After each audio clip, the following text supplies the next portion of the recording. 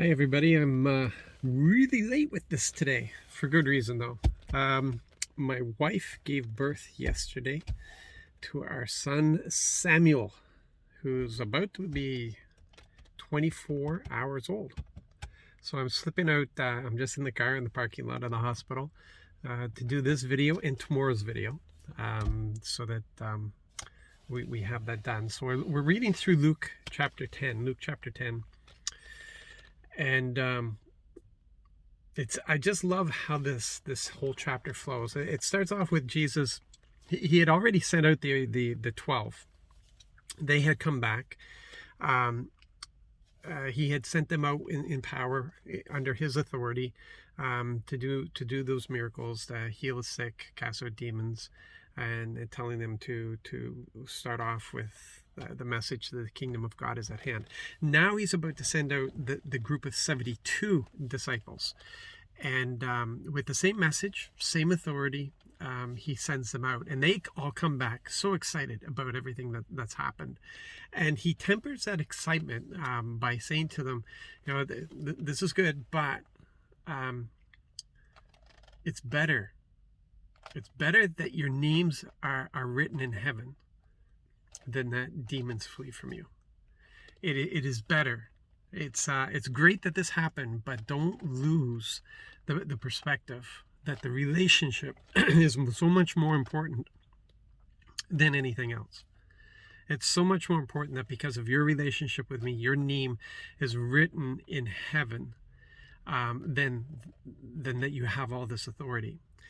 And just make the point, he uses the child to emphasize the whole thing about the relationship, and he ends this chapter finishes with the parable of the Samaritan, and it is just a natural act of love.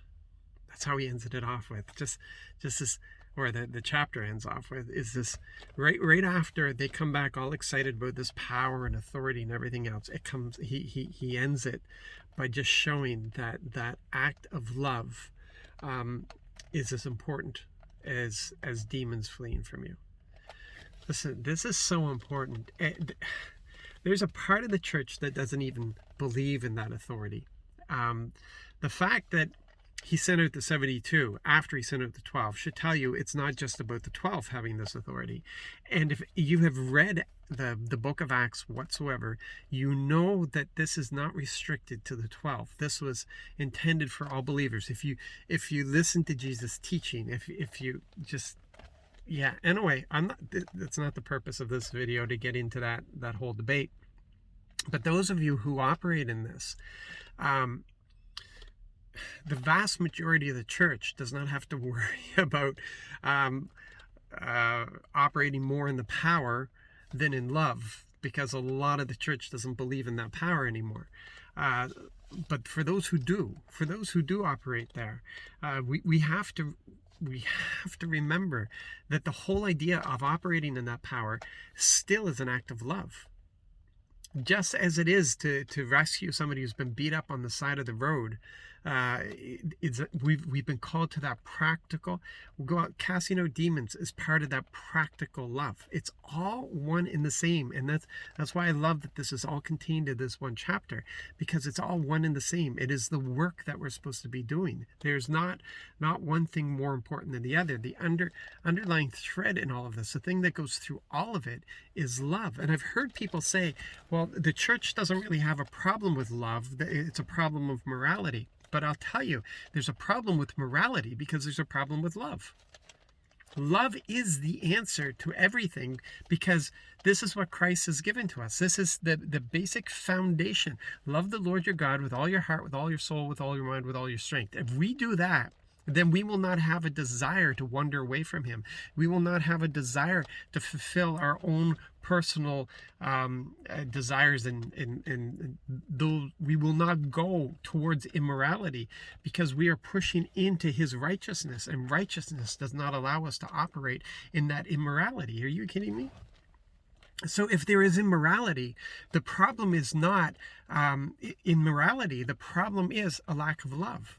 If we're doing something against a neighbor, the problem is a lack of love. It's always a lack of love. That is always the underline, because Jesus said that we will be able to obey him because we will be empowered by love. He says, if you love me, you will obey me. We are empowered by love to obey him. But when we're lacking in love, and when we're lacking in that understanding, and we want to teach law, and we want to teach morality, we want to teach conformity instead of surrender and submission and transformation, then, man,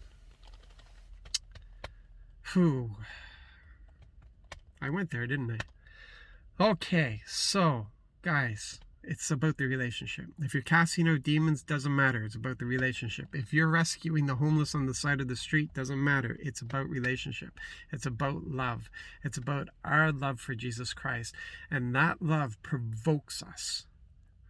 That love provokes us. Yeah.